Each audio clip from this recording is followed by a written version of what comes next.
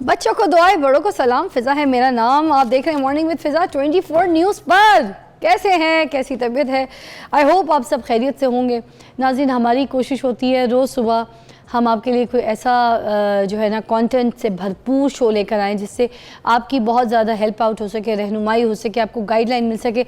आपकी रोज़मर्रा की ज़िंदगी में जो जो आपको मसाइल हैं, जो मसले हैं, जो परेशानियां हैं, वो जब आप उनका कोई सल्यूशन ढूंढें या कोई देखें तो उसमें आपको घूम फिर के एक मेरा शो ज़रूर याद आए कि हाँ, ये चीज़ हमने फ़िज़ा के शो पे सुनी थी, ये बड़ी कारआमद है, why not we try this. और जब उसको इम्प्लीमेंट करें अपनी लाइफ में, अपने घर की घरेलू चीज़ों में, तो फिर आपको उसका हल जो है इंशाल्लाह मिलना शुरू हो जाए। तो ये हमारी कोशिश है। और रही बात, आप हमारे शो को बहुत पसंद कर रहे हैं, सराह रहे हैं, हमारी चीज़ों को लाइक कर रहे हैं, एक तो उसका थैंक यू। और दूसरा मैं एक और चीज़ कहना चाह रही थी कि अभी भी ना बहुत से लोग हैं जो मुझे हज़म नहीं कर पा रहे इस बात को कि एक तो बीइंग अ सेलिब्रिटी लोगों से बात हज़म नहीं हो रही कि मैं न्यूज़ चैनल पे वो काम कर रही हूँ जो कि मुझे नहीं करना चाहिए, इसीलिए क्योंकि कोई सेलिब्रिटी कर नहीं रही थी। तो मैंने यही सोचा कि जो मैं करना चाहती हूँ, एक ऐसा प्लेटफॉर्म जो कि न्यूज़ चैनल है जिसमें ज़्यादा लोगों की चीज़ों को सुना जाता है, देखा जाता है, क्योंकि करंट अफेयर की बात होती है, रोज़मर्रा जो जो हालात आपके ऊपर नीचे होते हैं उसके ऊपर बात कर रहे होते हैं। तो मुझे लगा कि हमारे माशी मसाइल को हल करने के लिए अगर कोई एक ऐसा शो डिज़ाइन किया जाए जो सिर्फ बीइंग अ सेलिब्रिटी कोई कर रहा हो, तो वाई नॉट लोग उसकी बात सुनेंगे। क्योंकि मुझे लगता है हम लोगों को आप लोग थोड़ा सा देख लेते हैं, सुन लेते हैं, फॉलो कर लेते हैं, जिसकी वजह से आपको हमारी बात जल्दी समझ आ जाती है। हम लोग आप लोग के लिए थोड़े बहुत कहीं ना कहीं हल्की आंच पे रोल मॉडल हो जाते हैं। तो इसीलिए हमने ये शो आपके लिए डिज़ाइन किया। दूसरी बात ये कि आप इसको इस तरह से पॉजिटिवली ले रहे हैं कि आप रोज़ रेगुलर इस हमारे जो है ना शो को देखते हैं और रोज़ कोई ना कोई नया, या तो आप हमें टॉपिक बताते हैं या कोई कंटेंट बताते हैं या कोई ऐसे मसले बताते हैं जिसके ऊपर हम शो लेकर आपके सामने आ जाते हैं। तो यही जुड़ाव, यही दोस्ती, यही लगाव मुझे आपके साथ चाहिए ताकि हम मज़ीद आगे एक साथ चल सकें। और मुझे आपकी सपोर्ट मिलती रहेगी तो फिर मैं आगे इसी तरह आपके साथ ज़बरदस्त किस्म के शोज़ करती रहूँगी। और रही बात हमारे शो की, लोग कहते हैं कि रील बहुत ज़्यादा वायरल होती हैं सोशल मीडिया पे, तो मुझे लगता है होनी चाहिए। I don't mind about it, I like it. Why? Because जितनी मैं मेहनत करती हूँ यहाँ पर, जितना हम एफर्ट करते हैं हमारी पूरी टीम समेत, अगर ये कंटेंट किसी के काम का है, किसी के भले के लिए है, तो वो रील वायरल हो, अच्छा है, पूरी दुनिया देखे, किसी एक इंसान की भलाई हो, पूरी इंसानियत की भलाई होनी चाहिए। इसीलिए हम चाहते हैं कि हमारी दोस्ती रहे और इसी तरह हमारे काम को आप सराहते रहे। तो पहले ही थैंक यू कह दिए।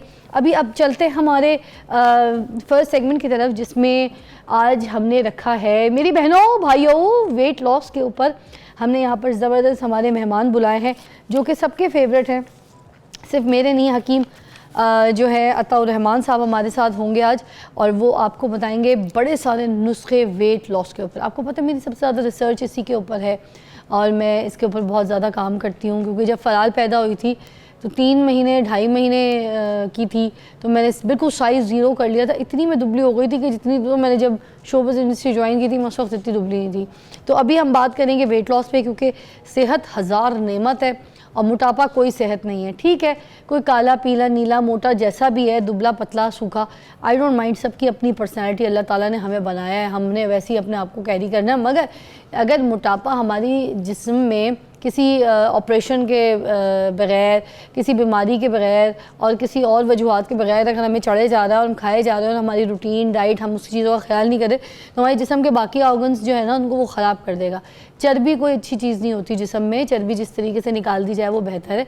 उसके लिए क्या डाइट, क्या नुस्खे, क्या टोटके, क्या इलाज, क्या एक्सरसाइज है, उसके ऊपर बात करेंगे। तो चले मिलते हैं अताउर रहमान साहब से। हकीम साहब अस्सलाम वालेकुम। जी वालेकुम सलाम रहमतुल्लाह। कैसी तबीयत है आपकी? शुक्र अल्हम्दुलिल्लाह। आज प्रोग्राम शुरू करने से पहले पूछना चाहूँगी कैसी फीडबैक आती है जब आप हमारे प्रोग्राम से जाते हैं, तो आपको लोग मिलते हैं, फैंस मिलते हैं, क्लाइंट्स आते हैं, क्या कहते हैं? जी बिल्कुल अल्हम्दुलिल्लाह। देखें, जो सेहत का मुतलाशी होता है वो अपने तबीब को ढूंढ लेता है। आपका जब भी हम प्रोग्राम करते हैं आपके साथ, तो पूरी दुनिया से कॉल्स आती हैं और सबसे बड़ी खुशी ये होती है कि हमारी एक बात से अगर दूर दराज बैठा हुआ शख्स इस्तेफादा करके शिफा मिलती है, तो ये हमारे लिए भी सदका जारी है और आपके चैनल के लिए भी सदका जारी है। बोला, मैंने कहा कि इंसान की भलाई हो और साथ पूरी इंसानियत की भलाई हो जाए तो इसमें क्या भला है? ऐसी है ना, जबरदस्त मजा है। तो चलिए जी, आज चलते हैं वेट लॉस की तरफ। बड़े सारे सवाल हैं, आपको तो समझ आ गई होगी। मैं अपनी आवाम की ज़बान आपके सामने रखूँगी, पूछूँगी सवाल, आपने मुझे जवाब देने। सबसे पहले जो मुझे लगता है मोटापे में एक जो फेस है, फेस की जो डबल चिन है उसका फैट जाना बहुत मुश्किल होता है, ठीक है ना।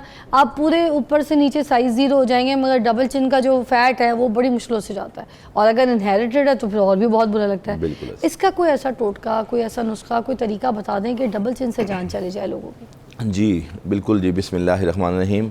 देखें, अगर एज अ होल पूरे फेस के ऊपर जब फैट आती है ना, तो वो हमारी बोन्स के साथ जुड़ी होती है, और बोन्स के साथ पूरा एक मैकेनिज़्म है। जब आपकी दवाई एक्ट करती है, फैट्स उतरती है, तो ये चिक्स की और ये साइडों की सब फैट्स उतर जाती है। लेकिन जो चिन, डबल चिन बनती है, वो फैट्स आपकी बोन्स से हट के लटक जाती है। ऐसे ही है, तो वो ऐसे ही है कि जैसे आप एक चीज़ को लटका रहे हैं और वहाँ तक जैसे ब्लड सर्कुलेशन नहीं पहुँच पाती। हाँ। तो ये जो डबल चिन फैट्स है, ये दवाइयों से ज़्यादा एक्सरसाइज या एक स्पेसिफिक मसाज होता है। उसको आप 1-2 ऑयल्स हैं हमारे जो एस्ट्रेंजेंट प्रॉपर्टीज़ रखते हैं, वो ऑयल को आप नीचे से ऊपर करेंगे। मैं पहले ऑयल बता दें कौन सा ऑयल, उसमें 3 ऑयल आप मिक्स कर लें। एक उसमें रोगने जैतून, रोगने बादाम, और ये जो हमारा है इसका नारियल का जो है कोकोनट ऑयल। अच्छा, वो तो एंटी है। हाँ, इनको तकरीबन जो है ना हम वजन लेके, ठीक है, एक शीशी में मिक्स करके, तो उसको कोसा कर लें। कोसा करना है, नीम गर्म करके ना उसको अच्छी तरह नीचे से ऊपर को मसाज करना है। अच्छा। यानी आपको फील होगा कि आपका ये चेन, हाँ, यूं नीचे से ऊपर मसाज करना है। दिन में 2 बार मसाज करेंगे। हाँ। ये फैट्स आपके ऊपर की फैट्स के साथ, ये जो हमारे यहाँ ग्लैंड्स हैं, हाँ, या जो हमारे थायराइड के जो हैं, इनके साथ जाके ना वो हुजम बनाएगी, और उससे इंशाल्लाह पेशेंट ठीक हो जाते हैं। दूसरी चीज़ ये है कि जैसे दांत आगे निकलते हैं तो हम क्लिपर्स लगाते हैं जी। तो एक मार्केट में चाइना ने भी ये चीज़ निकाली है, डबल चिन वालों के लिए क्लिपर्स होते हैं। अच्छा। वो क्लिपर्स आपने घर के अंदर, जाहिर बात है बाहर तो नहीं आप लगा सकते हैं, घर के औकात में जहाँ आप फैमिली में बैठे हुए हैं तो वहाँ ज़्यादा से ज़्यादा क्लिपर लगाएं। उससे वो फैट्स यहाँ से उठ के बाकी फैट्स के साथ मिल के कंपनसेशन हो जाएगी। मतलब यहाँ का फैट जो है वो डाइवर्ट होके ट्रैवल करके हमने कहीं और भेजना है। कम भी हो जाएगा ऑयलिंग से, और इन्फ्लेमेशन भी ठीक होगी, और बाकी स्किन के साथ जब वो जुड़ जाएगा तो उसमें अल्हम्दुलिल्लाह वो बुरी नहीं लगेगी चिन। अरे वाह, ये कब तक करना है, कितने दिन करना है? ये तकरीबन 40 डेज जो है ना, इसका एक नॉर्मल जो है ना एक ट्रीटमेंट के पॉइंट ऑफ व्यू से 40 डेज इसको कर लें। और उसके बाद भी रखना है ये सिस्टम? हाँ, उसमें अगर आप देखें कि दोबारा देखिए मतलब। मोटापे का ये मामला है ना कि जाहिर बात है जब हम ख्याल रखते हैं तो हम पतले भी हो जाते हैं, जब हम ख्याल नहीं रखते हैं तो फिर फैट्स आना शुरू हो जाती है। तो जिन दोनों फैट्स आना शुरू हो जाए देन आप ये दोबारा भी रिपीट कर सकते हैं, बेज़रर चीज़ है। अरे वाह। अच्छा, एक और मोटापा जो कि प्रेगनेंसी के बाद का होता है, जी जी, मोटी हो जाती हैं मेरी बहनें, मुझ समेत, मैं खुद आलू हो गई थी। तो ये प्रेगनेंसी में तो मोटापा आता ही आता है, ठीक है। जैसी डिलीवरी होती है उसके बाद हमें तो पंजीरी पर डाल दिया जाता है, हमें तो देसी घी पे, चीज़ों पे, ग़िज़ाओं पे काफ़ी फैट्स भी चीज़ें हमें खिलाई जा रही होती हैं।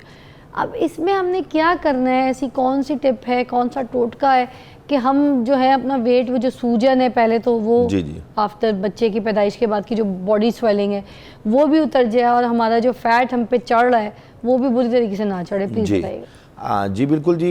क्योंकि शुरू में तो डिलीवरी के बाद यही नहीं समझ आता था कि बॉडी स्वेलिंग कितनी है तो फैट कितना है बॉडी का, समझ नहीं आता। असल में देखें, इसका मेन वजह यह है कि जब डिलीवरी होती है तो ख़वातीन में खून का ज़िया होता है, और बिलखसूस जो सी सेक्शंस होते हैं उसमें तो बहुत ज़्यादा खून का ज़िया होता है, तो उस वजह से वाटर रिटेंशन बॉडी में बढ़ जाती है।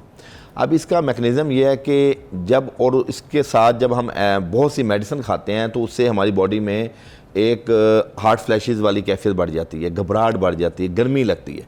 तो हमारी अक्सर जो ख़वातीन हैं वो उस सूरत में ठंडा पानी शुरू कर देती हैं, जूसेस शुरू कर देती हैं कि घबराहट दूर हो, फिर एक ही जगह बैठना, बॉडी मूवमेंट नहीं होती। ये ख़ासकर ये जो छिले तक की जो पोजीशन है ना ख़वातीन में, ये बहुत ज़्यादा हेक्टिक होती है और वो बिल्कुल अलार्मिंग होती है। इसके अंदर देखें, आपने जैसे अभी बताया कि ये बादाम का इस्तेमाल कर लें, किशमिश का इस्तेमाल कर लें, ये तो बहुत बेहतर चीज़ है, लेकिन उस वाटर टेंशन को कम करने के लिए हमारे पास 3 अर्क हैं। उन 3 अर्क कंपनी के ले लें या उनकी इंग्रेडिएंट्स को मार्केट से ख़रीद के ख़ुद घर में उसका पानी बॉयल करके इस्तेमाल करने से आपकी जितनी डिलीवरी की एक्सेस वो है, इन्फ्लेमेशन है, सोजन है, वो सब दूर हो जाएगी। वो क्या 3 चीज़ें हैं उसमें? अर्क मको है, नंबर 1 अर्क मको, नंबर 2, ये अरके मको क्या चीज़ है? मको बेसिकली ये बीज होते हैं। मको हमारे जड़ी बूटी है, जिस तरह स्वांजना है या कोई ऐसी चीज़ें हैं, गर्म तर मजाज रखते हैं और एंटी इन्फ्लेमेटरी प्रॉपर्टीज़ हैं। अच्छा, मैं कहती हूँ ब्रेक ले लेते हैं। ये अरके मको में ब्रेक में भी आपसे पूछूँ फिर मैं, ताकि आगे समझा सकूँगी। एक ब्रेक लेते हैं, उसके बाद आपको बताते हैं कि ये जो प्रेगनेंसी के बाद का फैट है वो लूज़ करने के लिए कौन सा ऐसा कारआमद टोटका है जो अभी हमें अताउर रहमान साहब बताएंगे। हकीम साहब से पूछते हैं ब्रेक के बाद।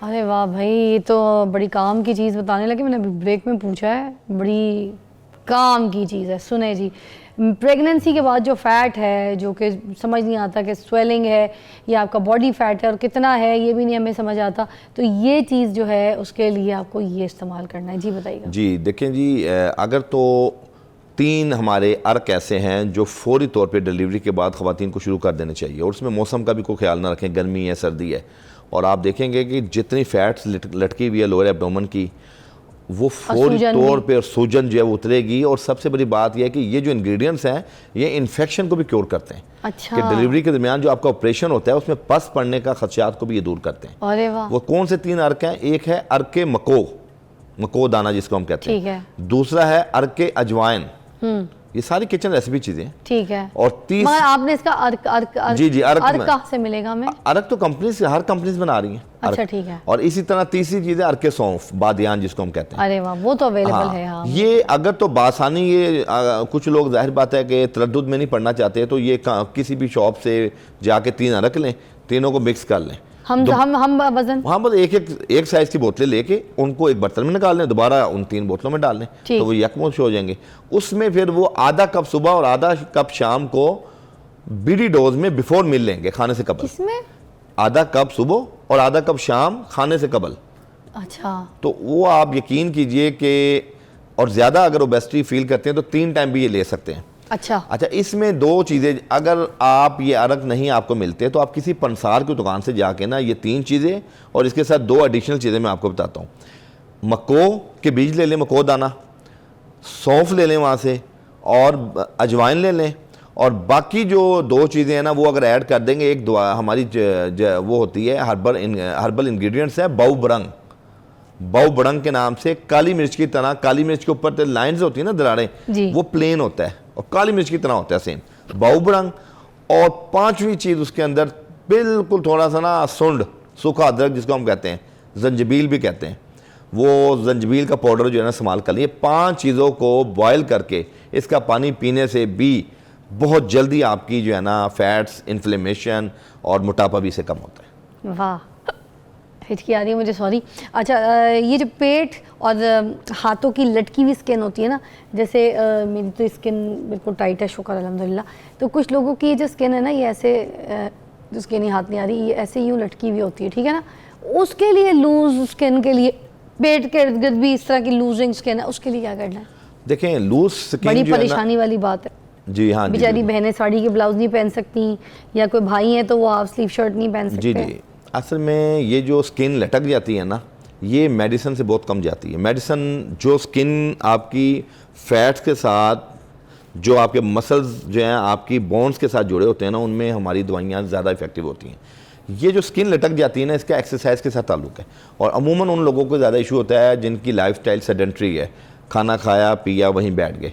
तो मैं ऐसे लोगों को ये इल्तमास करूँगा कि वो अपनी एक्सरसाइज करें और जिम ज्वाइन करें, और अपने कोच से इसी स्पेसिफिक जो एक्सरसाइज हैं, जैसे लोअर एब्डोमेन में फैट्स लटक जाती है, उसमें 5-7 किस्म की हमारी एक्सरसाइज हैं, वो करें। और ये आप बता रही हैं, और थाइस की जो हमारी फैट्स है, इन तमाम की मखसूस एक्सरसाइज है, वो एक्सरसाइज करें। और दूसरी चीज़ जो हर्बल में हम इससे बेनिफिट ले लेंगे, वो दवाइयों से ज़्यादा इफेक्टिव चीज़ है, वो ऑयलिंग है।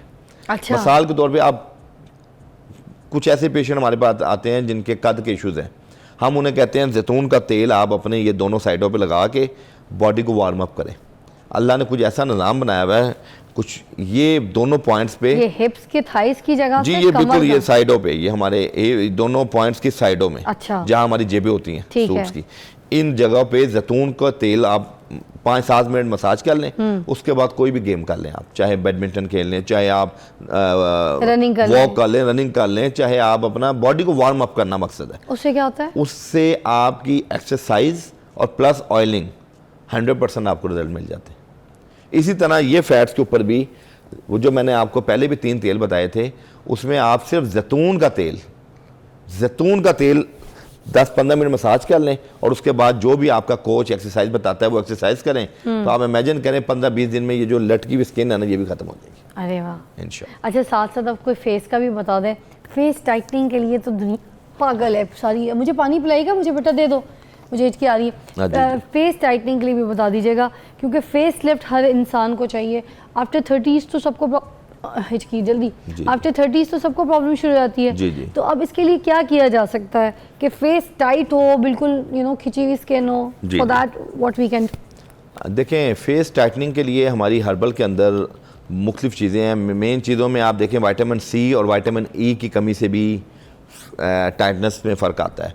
तो ये जो हमारे पास हमारी न्यूट्रिशन को पूरा किया जाए, अक्सर आप देखें एवियन के कैप्सूल लोग यूज़ करते हैं, विटामिन सी यूज़ करते हैं, और इसी तरह जिंक है, इसका भी बहुत गहरा ताल्लुक है हमारी स्किन की टाइटनेस से। अच्छा। तो और विटामिन के जी बनाना में पाया जाता है विटामिन के, इससे भी आपकी स्किन टाइट होती है। अच्छा, इसके लिए एक छोटा सा नुस्खा आपको बता दूं, पहले भी मैंने एक आध बार प्रोग्राम में डिस्कस किया है कि 3 फल हर्ब्स के अंदर हैं, त्रिफला जिसको हम कहते हैं, हलेला, बलेला और आंवला। इनका पाउडर मार्केट से मिल जाता है त्रिफला के नाम से। पूरी दुनिया में skin tightness, anti ageing properties रखते हैं। 1 टीस्पून बेड टाइम पे ले लें। कॉन्स्टिपेशन में भी फ़ायदा है, स्किन को भी टाइट करेंगे, स्किन को ग्लो भी करेंगे, यानी आपकी स्किन ग्लो भी होगी, चूँकि इसमें विटामिन सी है आंवले में। इसी तरह हलेला जो है ना, वो टॉक्सिन को बॉडी से खारिज करता है, एमोनिया लेवल बॉडी में बढ़ जाए उसको नॉर्मलाइज करता है। इसी तरह आपका बलेला जो है, आपके जितने हार्मोनल डिसबैलेंस के इश्यूज़ हैं मेल फीमेल में, उसको बैलेंस करता है। तो ये तीनों चीज़ें अल्हम्दुलिल्लाह जब आप पाउडर बना के 1 टीस्पून लेंगे, तो आपकी ये जो जिन लोगों की स्किन यानी कबल अज़ वक्त जिनमें बुढ़ापा आ रहा है, आप इमेजिन करें सिर्फ वो 15 दिनों बाद अपनी स्किन टाइट होना शुरू हो जाएगी उनकी। वाह। और इसके अलावा हर्बल आपको पता है कुछ वो स्किन पे लगाने के लिए कुछ हमारी बहुत सी प्रोडक्ट्स ऐसी हैं जो जैसे मुल्तानी मिट्टी है, उसका वो मास्क बना के लगाते हैं। इसी तरह हम ये जो किनू के छिलके हैं, इसका पाउडर बना के, और वो मुल्तानी मिट्टी और शहद, इसको लेप करके जब आप स्किन पे लगाते हैं तो उससे भी आपकी स्किन टाइट होती है और आपकी झुर्रियाँ ख़त्म हो जाती हैं। वाह, थैंक यू सो मच हकीम साहब, बहुत बहुत शुक्रिया। आज आपने हमारे साथ वेट लॉस के ऊपर बात की, और साथ साथ जो वेट लॉस में जो स्किन ढलक जाती है, लटक जाती है, गिरी हुई चर्बी हाथों में, जिस्म में हो जाती है, उसकी भी आपने बहुत अच्छे अच्छे नुस्खे इलाज बताए। आपको अल्लाह ताला ज़िंदगी से सेहत दे। बहुत शुक्रिया। आप लोग इस्तेमाल कीजिए, हर्बल में कोई नुकसान नहीं है, हर्बल आपको फ़ायदा ही देगा। किसी भी तरीके से आप इस्तेमाल करते हैं, पूरी दुनिया हर्बल की तरफ जो है वो रवा दवा हो गई है। आप ट्राई करके देखिए, आपको भी फ़ायदा देगा, आपको सूट करता है तो डेफिनेटली आप हमें फिर दुआ में याद रखिएगा, आपका वेट लूज़ हो ही जाएगा। एक ब्रेक के बाद मिलते हैं आपको।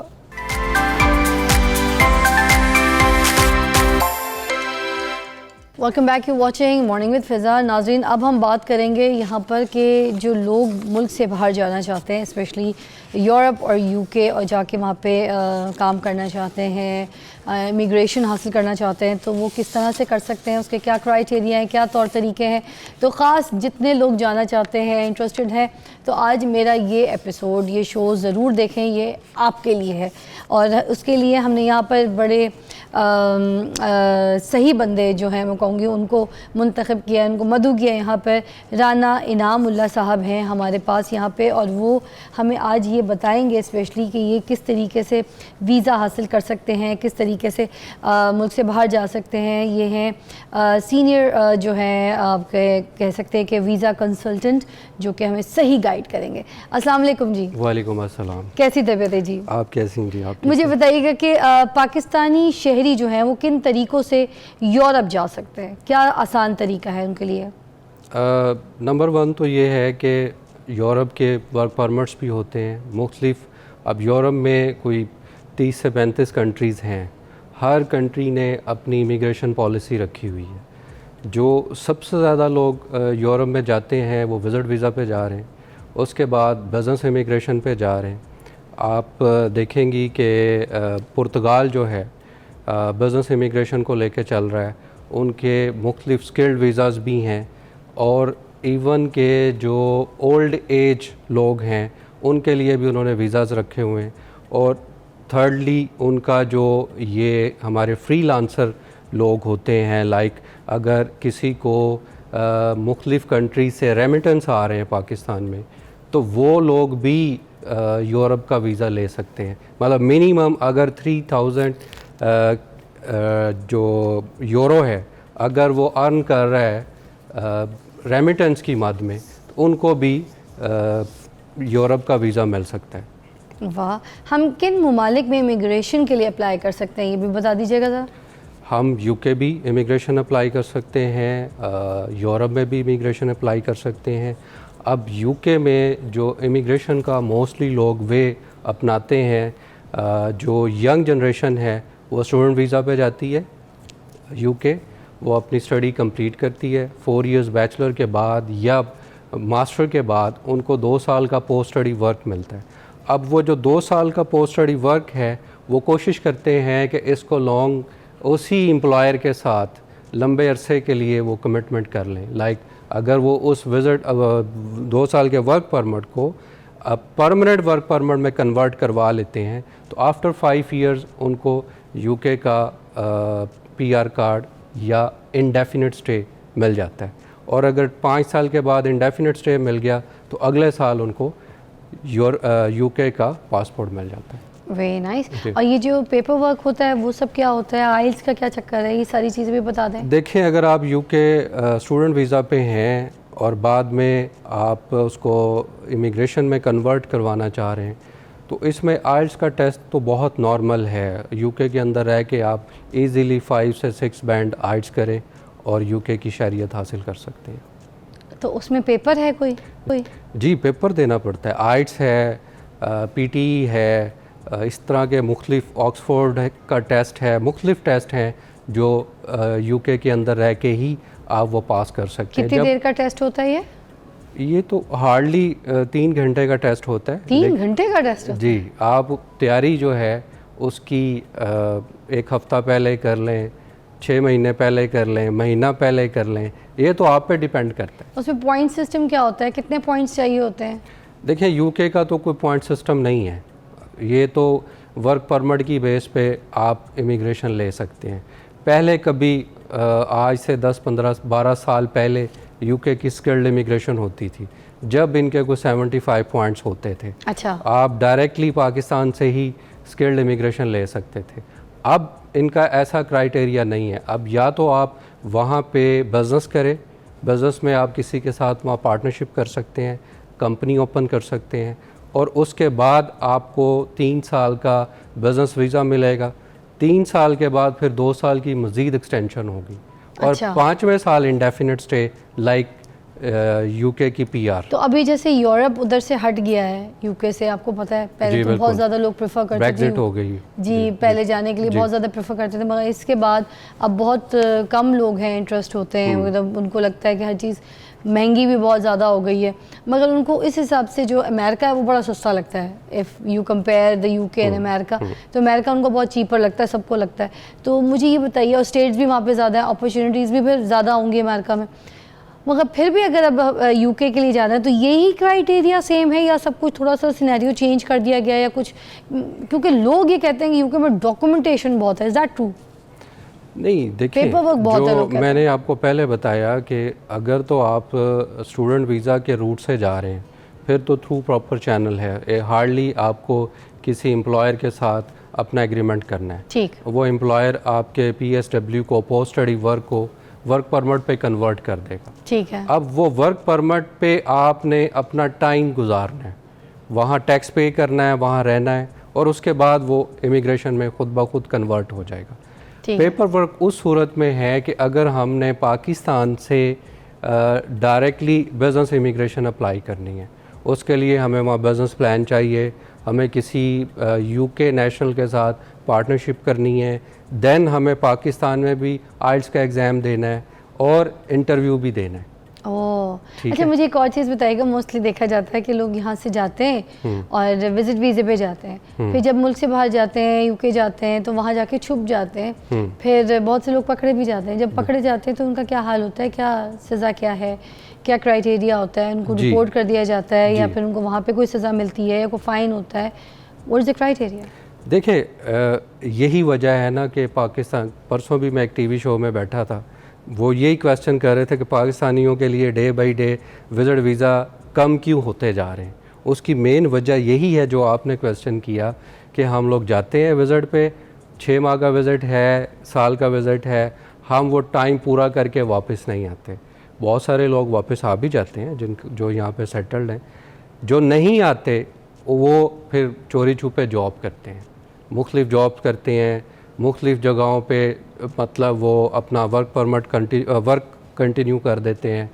अब वो इलीगल एक्टिविटीज़ में इन्वॉल्व हो जाते हैं। ठीक है, अब काम तो वो कर रहे हैं, पैसे भी अर्न कर रहे हैं, अब उस कंट्री की फिर इमिग्रेशन उनको ढूंढना शुरू कर देती है। जैसे ही वो मिलते हैं फिर उनको वो कुछ अरसा वहाँ अपने कंट्री में रख के, जेल में रख के 10 दिन, 15 दिन, 20 दिन, महीना, उसके बाद वो डिपोर्ट कर देते हैं और वो फिर डायरेक्टली पाकिस्तान आ जाते हैं। उसके बाद उनका कोई सीन नहीं है कि उसके वो बाद वापस जा फिर सकें? हमारी जो FIA है उनको रखती है अपने पास, उनके केस वेस चलाती है और ये रूटीन मैटर हो गया जी। ये तो आज से नहीं, सदियों से ये चल रहा है और इसमें बहुत सारे लोग वीज़ा के सेटल्ड भी हो जाते हैं। लाइक वहाँ की नेशनैलिटी, जो भी कोई नेशनल लड़का, अगर लड़का है तो वो लड़की से शादी कर लेता है, लड़की है तो लड़के से शादी कर लेती है। तो अगर शादी कर लेते हैं तो तो फिर फिर आप उसके बाद मिल जाता है, फिर आप लीगल फिर भले आप विजिट पे जाएं मगर शादी कर लिए तो लीगल हो जाता है। ये है, ये लॉ है। शादी ना कर लेना आप लोग, मतलब तरीका बता के बिल्कुल, ये अच्छा शादी उसी से करना जो समझ आए। अच्छा, कुछ कंट्रीज़ हैं जैसे विजिट। अच्छा एक ब्रेक ले लेते हैं, ब्रेक के बाद ये आगे इसी को कंटिन्यू करेंगे। आपको हम बता रहे हैं कि आपने वीज़ा कैसे हासिल करना है और अगर वीज़ा मिल जाए तो किस तरीके से आपको वर्क परमिट और वहाँ पे आप बेस कैसे हो सकते हैं, काम कैसे कर सकते हैं। जो भी इंटरेस्टेड है वो ये आज का शो ज़रूर देखें। ठीक है,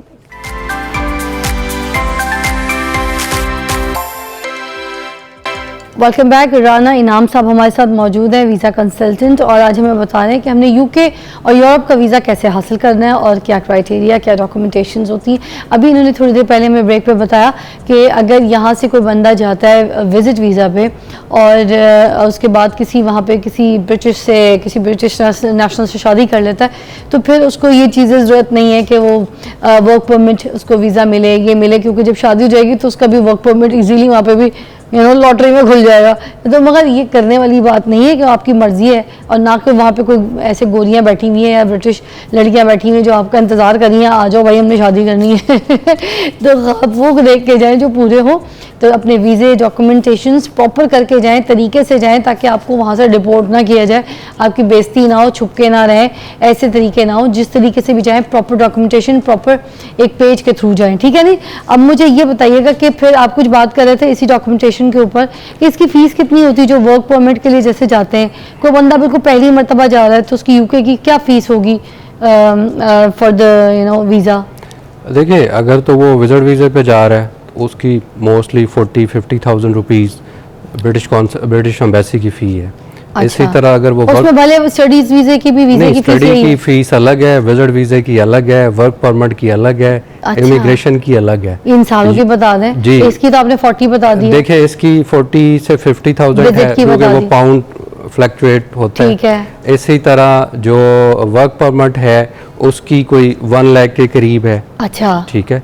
अगर आप स्टूडेंट वीज़ा पे जा रहे हैं तो उसकी भी हेल्थ इंश्योरेंस और एम्बेसी की फ़ीस डाल के को 2 से 2.5 लाख रुपए बन जाती है। ठीक है। और अगर आप इमिग्रेशन के लिए जा रहे हैं, आपकी पाकिस्तान से इमिग्रेशन हो गई है, तो वो एक सिंगल बंदे की जो फ़ीस है वो कोई 1000 पाउंड समथिंग है, मतलब कोई 3-3.5 लाख रुपया है। और अच्छा। हेल्थ इंश्योरेंस इसके अलावा है। अच्छा जी। वो कितने को हेल्थ इंश्योरेंस अगर आप साल की हेल्थ इंश्योरेंस देखें तो वो भी कोई 60 से 70 हज़ार रुपया बन जाती है। ये पाकिस्तानियों की वीज़ा रिजेक्शन की क्या वजूहात बनती हैं, बताइएगा ज़रा राना साहब। जी, पाकिस्तान की वीज़ा रिजेक्शन की वजूहात यही हैं कि हम लोग वीज़ा तो ले लेते हैं, मिसाल के तौर पे हमने विज़िट वीज़ा ले लिया, उसकी मुद्दत है 6 महीने, और 6 महीने के अंदर जाके हम वहाँ काम करना शुरू कर देते हैं, और 6 माह बाद हम वापस ही नहीं आते, वीज़ा एक्सपायर हो जाता है। फिर हम मुख्तलिफ़ एक्टिविटीज़ में इन्वॉल्व हो जाते हैं, और उसके बाद ओवर टाइम बार कर लेते हैं, टाइम गुज़र जाता है, उसके बाद वापस आते हैं या वो हमें पकड़ लेते हैं। तो फिर मोस्टली हमारे जो पाकिस्तानी हैं वो इस तरह की एक्टिविटी में इन्वॉल्व हैं। अच्छा, ये जो स्टूडेंट वीज़ा होता है ये कंप्लीट हो जाता है, अगर चले जाते हैं वहाँ पे, उसके बाद परमानेंट वीज़ा वहाँ पे अप्लाई कर सकते हैं परमानेंट रहने जी के लिए? बिल्कुल कर सकते हैं। अगर आपने स्टूडेंट वीज़ा अपना टाइम पूरा कर लिया, लाइक अगर आप बैचलर प्रोग्राम में गए तो आपने उसको कंप्लीट किया, उसके बाद यूके जो गवर्नमेंट है वो 2 साल का PSW पोस्ट स्टडी वर्क आपको दे देता है। उस पोस्ट स्टडी वर्क में मोस्टली लोग अपने वीज़ा को वर्क परमिट पे कन्वर्ट करवा लेते हैं। अगर आप वर्क परमिट पे लीगली 5 साल का अरसा यूके में रहते हैं तो आपको यूके का PR कार्ड इंडेफिनिट स्टे मिल जाता है। यूके और यूरोप में कौन से ऑक्यूपेशंस हैं जिनकी बहुत ज़्यादा डिमांड है? यूके में और यूरोप में आफ्टर कोविड हेल्थ केयर में बहुत ज़्यादा डिमांड है उनकी। लाइक उनको नैनीज़ चाहिए, केयर गिवर जो होते हैं, जो ओल्ड लोगों की, जो हमारे बुज़ुर्ग लोग होते हैं या यूके में जो बुज़ुर्ग लोग हैं उनकी केयर के लिए उन्हें लोग चाहिए, उनको नर्सेज चाहिए, उनको डॉक्टर्स चाहिए, उनको प्लम्बर चाहिए, कारपेंटर चाहिए, कंस्ट्रक्शन की जो फील्ड में लोग काम कर रहे हैं वो चाहिए, IT की फील्ड में बहुत सारे लोग चाहिए। फिर बिज़नेस में यूके को और यूरोप को न्यू एंटरप्रेन्योर चाहिए, कोई ऐसा यूनिक आइडिया दे सके उनको यूके को और यूरोप को, वो उसको भी वेलकम करते हैं। अच्छा, स्टूडेंट वीज़े के लिए जब लड़कियां जाती हैं तो कौन से ऐसे मुल्क हैं जहाँ पर लड़कियों के लिए बहुत अपॉर्चुनिटीज़ हैं, जहाँ पे लड़कियों को जाना चाहिए पढ़ने के लिए? आपको कौन से लगते हैं फॉर गर्ल्स ओनली? देखिए फिजा, ये तो अब डिपेंड करता है कि पेरेंट्स लड़कियों को कहाँ भेजना चाह रहे हैं। लड़कियों की तो ख्वाहिश होती है कि वो यूके, कनाडा, ऑस्ट्रेलिया, अमेरिका पढ़ने के लिए जाएं, और लड़कियां हमारी जा भी रही हैं, कोई इशू नहीं है। मतलब वहाँ पे प्रॉपर उनके अलग से हॉस्टल्स हैं, लड़कियां इंडिपेंडेंटली लड़कियों के साथ रह सकती हैं, कोई इशू नहीं। अगर कुछ हमारे पेरेंट्स ऐसे होते हैं जो चाहते हैं कि इस्लामिक कंट्रीज़ में लड़कियों को पढ़ने के लिए भेजा जाए, तो उसमें दुबई है। दुबई के अंदर ऑस्ट्रेलिया, अमेरिका, यूरोप, यूके, उन्होंने अपनी यूनिवर्सिटीज़ के सब कैंपसेस वहाँ पे बना दिए। अगर हमारे पेरेंट्स ये चाहते हैं कि वो इस्लामिक कंट्रीज़ में जाएं तो वो दुबई में भेज सकते हैं। इसी तरह यूके, कनाडा, ऑस्ट्रेलिया, अमेरिका के यूनिवर्सिटीज़ के सब कैंपसेस मलेशिया में भी अवेलेबल है। अभी आहिस्ता आहिस्ता ये काम शुरू हो गया है कि आप इन तीनों कंट्रीज़ में बीइंग इस्लामिक कंट्रीज़ आप अपनी बच्चियों को भेज सकते हैं। वहाँ पे हलाल फूड मिलेगी और इस्लामिक एनवायरनमेंट होगा। Thank you so much Rana इनाम साहब, आपने हमें बहुत अच्छा गाइड किया। हम आपको ब्रेक के बाद मिलते हैं। Welcome back. राना इनाम साहब हमारे साथ मौजूद है, वीज़ा कंसल्टेंट, और आज हमें बता रहे हैं कि हमने यूके और यूरोप का वीज़ा कैसे हासिल करना है और क्या क्राइटेरिया, क्या डॉक्यूमेंटेशंस होती हैं। अभी इन्होंने थोड़ी देर पहले हमें ब्रेक पे बताया कि अगर यहाँ से कोई बंदा जाता है विज़िट वीज़ा पे और उसके बाद किसी ब्रिटिश नेशनल से शादी कर लेता है, तो फिर उसको ये चीज़ें ज़रूरत नहीं है कि वो वर्क परमिट, उसको वीज़ा मिले, ये मिले, क्योंकि जब शादी हो जाएगी तो उसका भी वर्क परमिट ईजीली वहाँ पर भी लॉटरी में खुल जाएगा। तो मगर ये करने वाली बात नहीं है कि आपकी मर्ज़ी है, और ना कि वहाँ पे कोई ऐसे गोरियाँ बैठी हुई हैं या ब्रिटिश लड़कियाँ बैठी हुई हैं जो आपका इंतज़ार कर रही हैं, आ जाओ भाई हमने शादी करनी है। तो आप वो देख के जाएँ जो पूरे हों। तो अपने वीज़े डॉक्यूमेंटेशंस प्रॉपर करके जाएं, तरीके से जाएं, ताकि आपको वहाँ से डिपोर्ट ना किया जाए, आपकी बेइज्जती ना हो, छुपके ना रहें, ऐसे तरीके ना हो। जिस तरीके से भी जाएं प्रॉपर डॉक्यूमेंटेशन, प्रॉपर एक पेज के थ्रू जाएं, ठीक है नहीं। अब मुझे ये बताइएगा कि फिर आप कुछ बात कर रहे थे इसी डॉक्यूमेंटेशन के ऊपर कि इसकी फ़ीस कितनी होती है जो वर्क परमिट के लिए जैसे जाते हैं। कोई बंदा बिल्कुल पहली मरतबा जा रहा है तो उसकी यूके की क्या फ़ीस होगी फॉर द वीज़ा? देखिए, अगर तो वो विजिट वीज़े पे जा रहा है तो उसकी मोस्टली 40-50,000 रुपीज़ ब्रिटिश एम्बेसी की फ़ी है। अच्छा। इसी तरह अगर वो उसमें भले स्टडीज़ वीज़े की भी वीज़े की फ़ीस स्टडी की फ़ीस अलग है, विजिट वीज़े की अलग है, वर्क परमिट की अलग है, अच्छा। इमिग्रेशन की अलग है। इन सालों की बता दें जी। इसकी तो आपने 40 बता दी है। देखिए, इसकी 40 से 50,000 Visit है की क्योंकि बता वो दी। पाउंड फ्लक्चुएट होता ठीक है। इसी तरह जो वर्क परमिट है उसकी कोई 1 लाख के करीब है। अच्छा। ठीक है। अगर आप स्टूडेंट वीज़ा पे जा रहे हैं तो उसकी भी हेल्थ इंश्योरेंस और एम्बेसी की फ़ीस डाल के कोई 2 से 2.5 लाख रुपए बन जाती है। ठीक है। और अगर आप इमिग्रेशन के लिए जा रहे हैं, आपकी पाकिस्तान से इमिग्रेशन हो गई है, तो वो एक सिंगल बंदे की जो फ़ीस है वो कोई 1000 पाउंड समथिंग है, मतलब कोई 3-3.5 लाख रुपया है। और अच्छा। हेल्थ इंश्योरेंस इसके अलावा है। अच्छा जी। वो कितने को हेल्थ इंश्योरेंस? अगर आप साल की हेल्थ इंश्योरेंस देखें तो वो भी कोई 60 से 70 हज़ार रुपया बन जाती है। ये पाकिस्तानियों की वीज़ा रिजेक्शन की क्या वजूहात बनती हैं, बताइएगा ज़रा राना साहब। जी, पाकिस्तान की वीज़ा रिजेक्शन की वजूहात यही हैं कि हम लोग वीज़ा तो ले लेते हैं, मिसाल के तौर पे हमने विज़िट वीज़ा ले लिया, उसकी मुद्दत है 6 महीने, और 6 महीने के अंदर जाके हम वहाँ काम करना शुरू कर देते हैं और 6 माह बाद हम वापस ही नहीं आते, वीज़ा एक्सपायर हो जाता है। फिर हम मुख्तलिफ एक्टिविटीज़ में इन्वॉल्व हो जाते हैं और उसके बाद ओवर टाइम बार कर लेते हैं, टाइम गुज़र जाता है, उसके बाद वापस आते हैं या वो हमें पकड़ लेते हैं। तो फिर मोस्टली हमारे जो पाकिस्तानी हैं वो इस तरह की एक्टिविटी में इन्वॉल्व हैं। अच्छा, ये जो स्टूडेंट वीज़ा होता है ये कंप्लीट हो जाता है, अगर चले जाते हैं वहाँ पे, उसके बाद परमानेंट वीज़ा वहाँ पे अप्लाई कर सकते हैं परमानेंट रहने के लिए? बिल्कुल कर सकते हैं। अगर आपने स्टूडेंट वीज़ा अपना टाइम पूरा कर लिया, लाइक अगर आप बैचलर प्रोग्राम में गए तो आपने उसको कंप्लीट किया, उसके बाद यूके जो गवर्नमेंट है वो 2 साल का PSW पोस्ट स्टडी वर्क आपको दे देता है।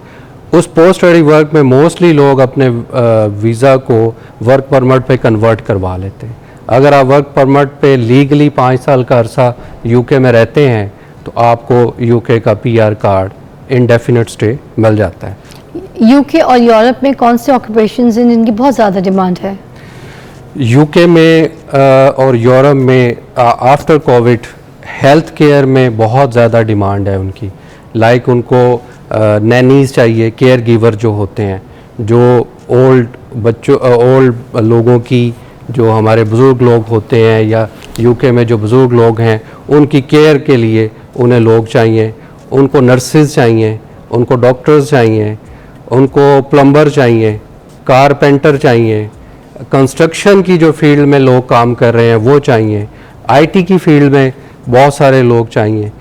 फिर बिज़नेस में यूके को और यूरोप को न्यू एंटरप्रेन्योर चाहिए, कोई ऐसा यूनिक आइडिया दे सके उनको यूके को और यूरोप को, वो उसको भी वेलकम करते हैं।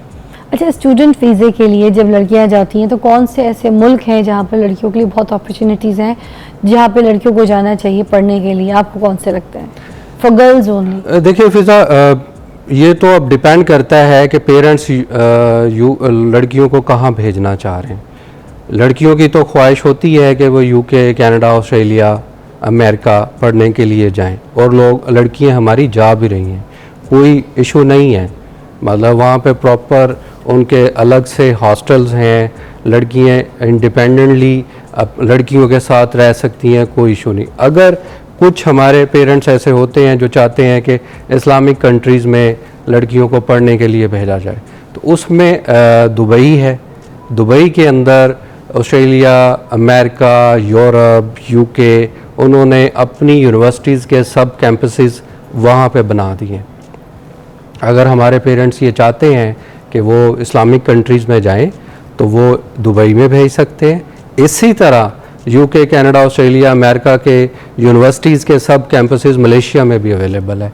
अभी आहिस्ता आहिस्ता ये काम शुरू हो गया है कि आप इन तीनों कंट्रीज़ में बीइंग इस्लामिक कंट्रीज़ आप अपनी बच्चियों को भेज सकते हैं। वहाँ पे हलाल फूड मिलेगी और इस्लामिक एनवायरनमेंट होगा साहब। Thank you so much Rana इनाम साहब, आपने हमें बहुत अच्छा गाइड किया। हम आपको ब्रेक के बाद मिलते हैं। Welcome back, you watching morning with Fiza. नाज़रीन, ज़बरदस्त स्टोरी, ज़बरदस्त गेस्ट मेरे साथ मौजूद हैं। मैं चाहती हूँ कि मैं आपको उनसे मुतारिफ़ करवाऊँ। एक ऐसी मोटिवेशन इनको देख के होती है, मुझे खुद समेत इस तरह से मुझे एक अट्रैक्शन हुई इनको देख के कि मैं आपको क्या बताऊँ। हम छोटी छोटी बात के लिए कहते हैं ना कि यार बस रह गया है, कुछ नहीं, छोटी सोच रखने के लोग हैं हम, छोटी सोच रखते हैं। हमारी सोच ही नहीं वसी होती। जब हम बाद में यही सोच लेते हैं पहले कि यार नहीं हो सकता, इस तरफ जाना ही नहीं है, हम कर ही नहीं सकते, तो फिर आप कुछ नहीं कर सकते। जब आप सोच को वसी करेंगे ना तो आपके काम, आपकी हिम्मतें, आपके इरादे वसी हो जाएंगे, मजबूत हो जाएंगे, ये मेरा मानना है। इसी तरह मेरे सामने जो मेरे मेहमान हैं जिनको मैंने मदऊ किया है, ये बड़े ज़बरदस्त एथलीट है, हर्डलर है, एक्सरसाइज करते हैं और उसके बाद रनिंग करते हैं सुबह शाम 2 से 2.5 किलोमीटर। भाई ये सारी बातें तो मैंने आपको बता दी, मगर मैं आपको ये बताऊं, एक टांग नहीं है इनकी और उसके बावजूद करते हैं।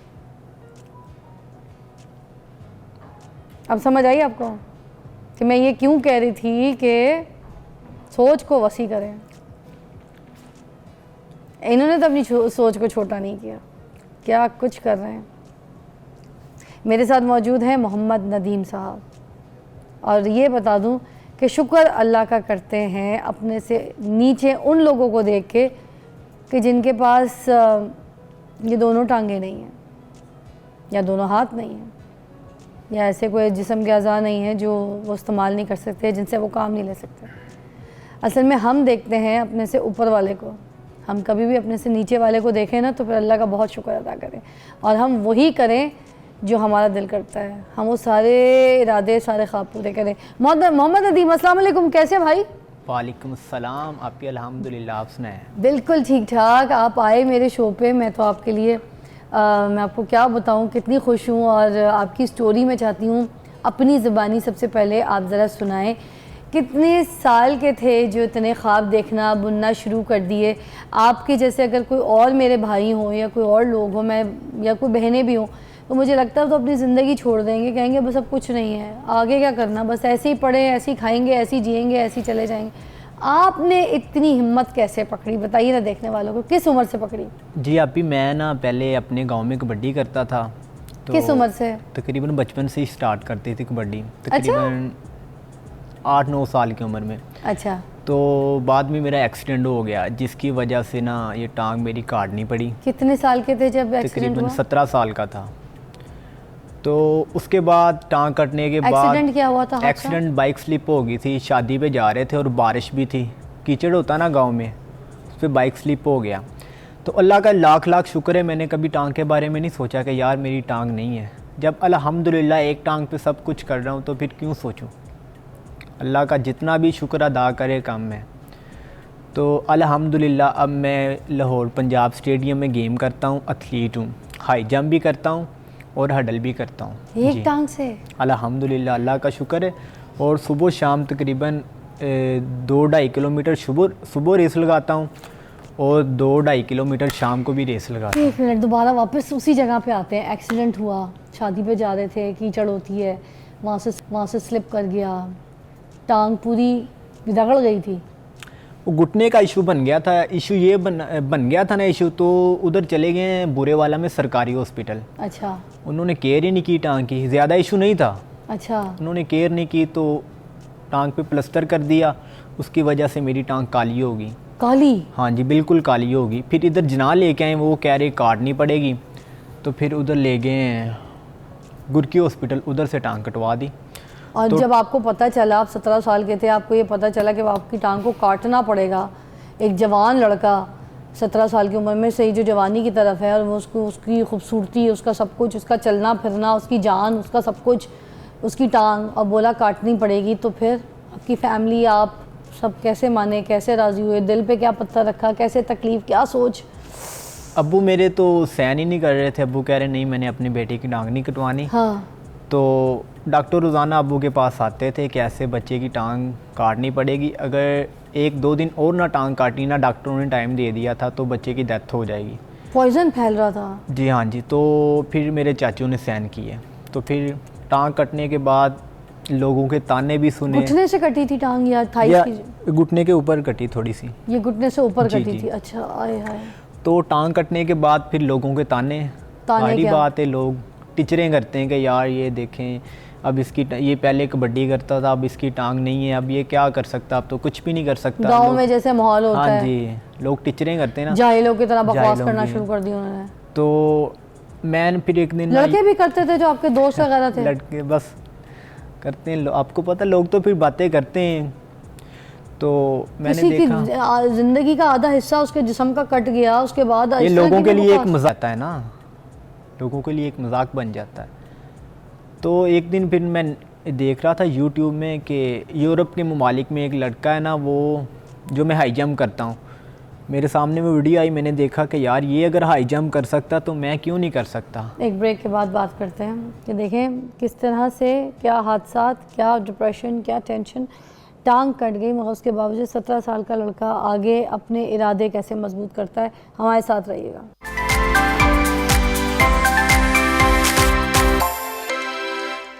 Welcome back to watching morning with Fiza. मेरे साथ मौजूद है मोहम्मद नदीम जो कि तीत भी है और मेरे सामने तशरीफ़ फरमा है, और मैं कहूँगी कि क्या मोटिवेशन है इनकी। मैं आपके लिए एग्जांपल है। तो फिर अब आपने यूट्यूब पे देखा कि इस तरह से जंप हो रही है, हाई जंप लगाई है किसी लड़के ने, आपने कहा कि मैं क्यों नहीं कर सकता, राइट? अब ये इरादे वहाँ पे आपके बन गए, आगे फिर क्या हुआ? तो मैंने जब वो देखी वीडियो, मेरे जज्बात और के जज्बात भी, मैंने सोचा अगर यार ये कर सकता तो मैं भी करूँगा। हाँ। तो अल्हम्दुलिल्लाह मुझे 1 साल हो गया इधर पंजाब स्टेडियम में गेम करता हूँ। तो इशू ये आता है आप ही कि वो लड़का जो गेम करता है ना, उनको उधर स्पॉन्सर देते हैं, उनकी सपोर्ट करते हैं। हाँ। हमें इधर सपोर्ट नहीं कर रहे। ये आप कर रहे हैं एक टांग से जी सारा? जी हाँ जी, ये मैं सब कर रहा हूँ एक टांग पे। ओहो, तो आपकी ट्रेनिंग कौन करता है? मेरे कोचेज़ हैं उधर। अच्छा जी। तो ना ये क्या हो रहा है?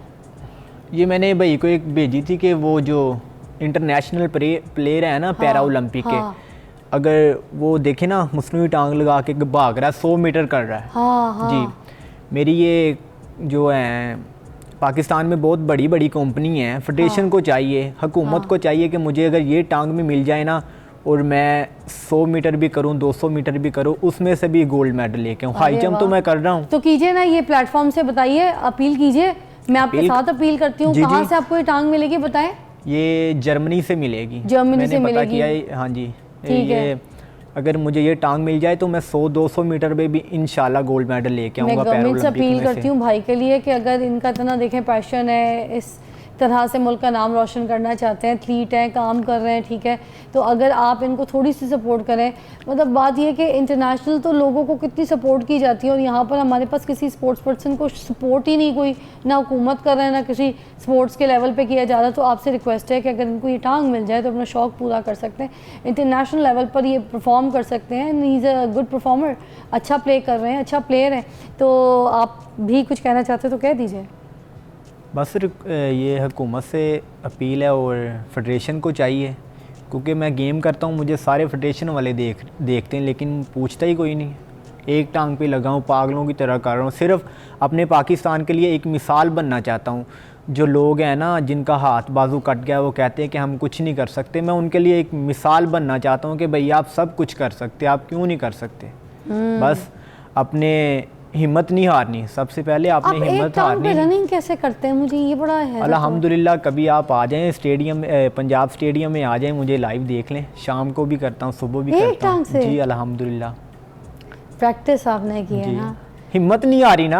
हाँ। कुछ करके दिखाना है। बताए ना जरा देखने वालों को, बोले ये कैमरा आपका है। जो हिम्मत हार जाते हैं अपनी वो ज़िंदगी, ख़ास तौर पे वो लोग, मैं आपको बताऊं अपाहिज वो हैं जिनके टांगे, 2 हाथ, 2 आंखें, 2 कान हैं मगर वो उसका इस्तेमाल नहीं करते। अपाहिज मेरी नज़र में वो हैं जो घर बैठ के रोटी तोड़ रहे हैं, उनके अंदर कोई हिम्मत नहीं है कि वो जाके कोई काम कर लें, पैसा कमा लें, बहन की शादी कर दें, घर का खर्चा चला लें।